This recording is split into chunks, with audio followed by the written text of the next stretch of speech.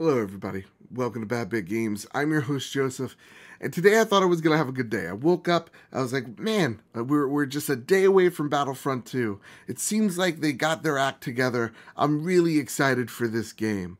And then I read some Kotaku articles, I saw some videos online, and man, has EA seemingly not learned. Remember a month ago when we addressed the issues of Battlefront 2, we talked about how the game felt it was pay to win. That you were locking progression, items that you would unlock via the levels you gained behind paywalls, abilities locked behind loot boxes. And to us, to players, there was a strong outrage, a strong spoken message from gamers to EA saying, we're not buying this. Like, this is garbage. Not only is the beta incredibly glitchy and unbalanced, but it's unbalanced because of these loot boxes. It's not fair. It's not fair that someone could pay $15 and get all these abilities, get a Darth Maul that's stronger than anybody else's and be able to tear up the map. That's not fair one bit. Just because someone is and has the ability to spend $15 doesn't mean that they get to ruin the experience for someone who can't afford that. But EA seems like it didn't get it. I mean, we thought they did when DICE and EA came out and said, hey, we've reached a compromise. How about this? You know, we're not going to lock weapons out of the loot boxes. The strongest star cards, you can work to get them. They're not in loot boxes. And we thought, okay, I mean, that seems good, right? I'm willing to compromise. And now, with the EA access being able to play the game early, many YouTubers, many game journalists out there, whether you're running game sites, review sites, have all come out and said, this is pay to win. The Kotaku article says it best. Players have broke down the math it takes to unlock heroes from the game. Yeah, if you want Kylo Ren, Darth Vader, you know, Luke Skywalker, they all take currency to purchase, currency that you get via loot boxes, and all of them with a grind. It seems like players like Darth Vader, like Luke Skywalker, you know, the whole saga, what it's about, these two characters, locked behind a 40-hour paywall. If you want Darth Vader and solely Darth Vader, and you don't want to pay for anything but Darth Vader, he takes 40 hours to unlock. And EA's response is they want people to feel like they've achieved something when they unlock it. Bullshit. Bullshit. I call it. They want to feel you achieved by going out there, unlocking loot boxes and buying in-game currency. That's the achievement they want. I don't know what's worse, to be completely honest, Battlefront 1 or Battlefront 2. Battlefront 1 seemed like there was no content to it, that they wanted you to buy this overpriced $50 DLC pack, where Battlefront 2 has all this content, but most of it is locked behind a loot box. I don't know which one is honestly worse. And I don't know what's worse for this series, to be completely honest. This game was supposed to bring back Battlefront, and now with all this taint that surrounded it, you know, all this tainted news surrounding this series, I kind of think that this series is dead in the water. Because, man, have so many people come out against it. So many people going, I'm not buying this day one. So many people outraged. But guess what? Your outrage, I think it might be misplaced, because I can't blame EA for doing this. When 2K Games comes out and says all their games in the future gonna have DLC to them, or microtransactions to them rather. When, you know, you see Ubisoft come out and say that they've made more money on DLC than they have their own game releases, you know that this is not going away. Not for a very long time, if ever. When these companies are posting billion-dollar plus profits, this isn't going away. This isn't about supporting the developer. That argument is stupid. If it was really about supporting the developer, then why is it after this game's release, DICE and EA are going to let go a bunch of employees? You know, that's still happening. That still will happen. If you're an artist, if you're a developer out there, you know it as well as I do. It's not to support the developer, it is to support the higher-ups, the conglomerates that are EA, that is Activision, Ubisoft, 2K, that are these huge mega corporations that their whole business apparatus is not to support the customer, right? It's not even to support your own employees. When you're CEO, it's all about finding the fat, trimming it, and making the most profit you possibly can for not your company, your shareholders. That's what this is about. It's not about the gamers. It's not about supporting the developers, because they could give a shit about you. Seriously. And I'm not saying the developers. I'm saying the big ups, the ties of the organizations. They could care less. And I mean, when I see people, I see more and more start attacking this ideology. It gives me some hope, but I might think it's a little bit too late for it.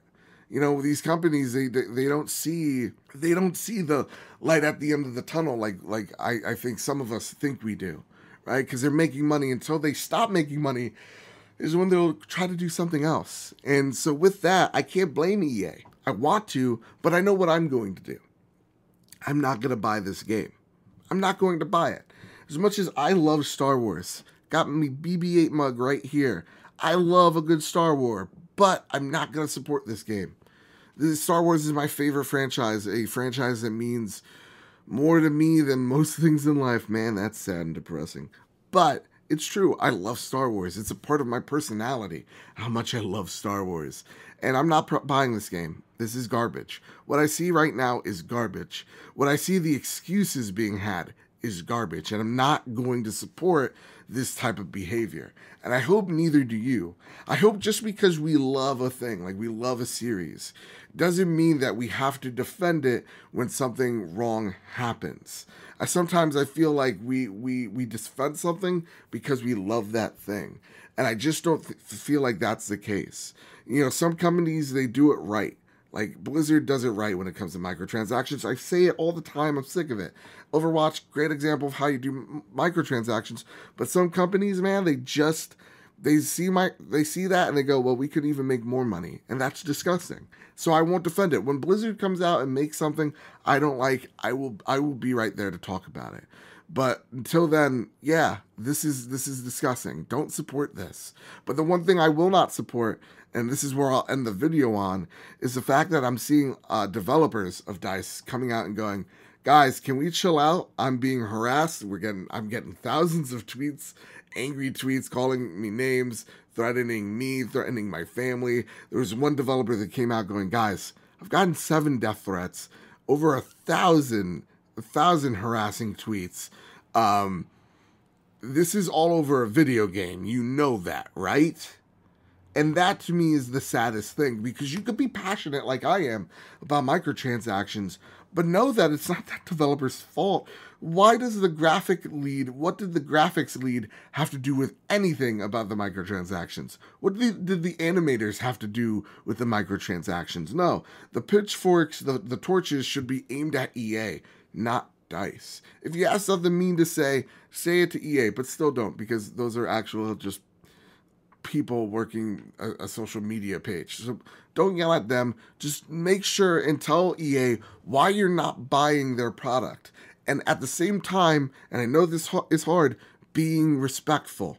Don't be vulgar. Don't fucking right after I say don't be vulgar. Don't threaten someone's life over this. But go, EA, hey, tweet at them. I'm not buying your game because I'm not agreeing with your microtransactions. And until you change them, I will not buy your game.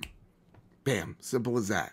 You don't have to, start insulting the person's mother because you don't like the way they made their game. And how could a mom raise a son who put microtransactions in their game? So with that said, with that all out of the way, those are my thoughts.